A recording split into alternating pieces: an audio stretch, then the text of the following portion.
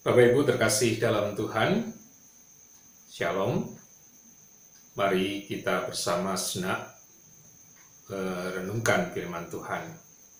Dan terlebih dahulu, mari kita memasuki waktu teduh.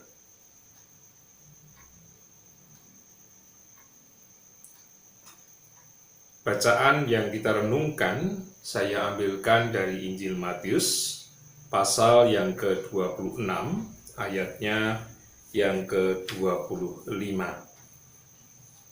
Injil Matius, pasal yang ke-26, ayat yang ke-25.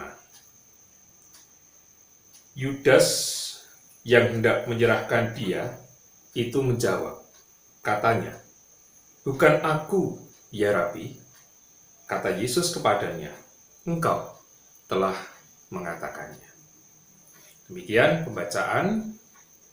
Berbahagia yang mendengarkan dan melakukannya. Haleluya. Bapak Ibu Saudara yang terkasih di dalam Tuhan, kalau kita mempunyai teman dan selama kurun waktu tertentu kita sering bersama-sama, pasti kita akan semakin mengenal siapa dia, teman kita itu. Tetapi bisa jadi belum karuan ada pula yang mengenalnya dengan baik. Kenapa demikian?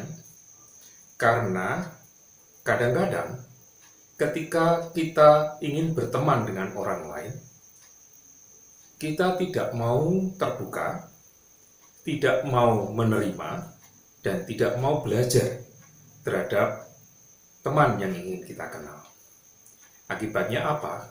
Akibatnya ya kita tidak akan pernah tahu siapa teman kita itu. Nah, demikian yang terjadi juga atas Yudas. 3 tahun ia bersama dengan Yesus. Bahkan ia dipercaya menjadi bendahara kelompok Yesus. Tetapi apa yang terjadi? Dalam ayat yang kita baca ini, Yudas sama sekali belum memahami sampai menjelang Tuhan Yesus disalib, siapakah dia. Sebab ketika malam Paskah itu terjadi, dan Yesus mengatakan siapa yang akan mengkhianati dia dari salah satu mereka. Selain Yudas, murid-murid Tuhan mengatakan, "Bukan aku ya Tuhan."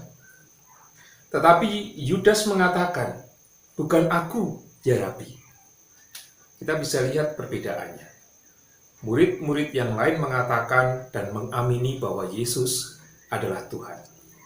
Tetapi Yudas mengatakannya, Yesus adalah Rabi. Dia hanya seorang guru. Dia sama seperti guru-guru yang lain.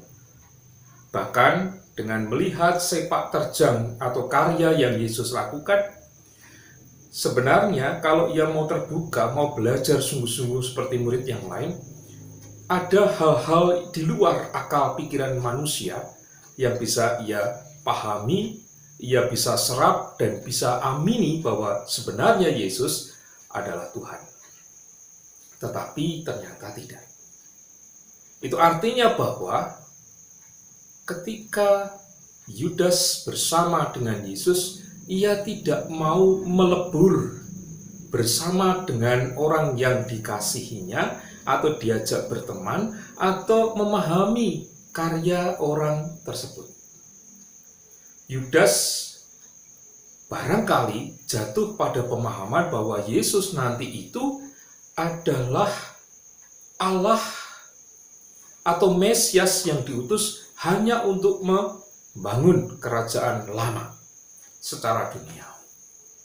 Maka akhirnya menjelang Tuhan Yesus disalib, ia menjadi seorang pengkhianat. Bapak Ibu, Saudara yang terkasih, pertanyaannya dari ayat ini, apakah kita sungguh-sungguh sudah mengenal Yesus dalam hidup kita? Dalam pergumulan kita, dalam setiap kerinduan doa kita. Kalau masih merasa saya belum mengenal Yesus dengan sungguh sebagai Tuhan dan Juru Selamat, mari terus belajar caranya.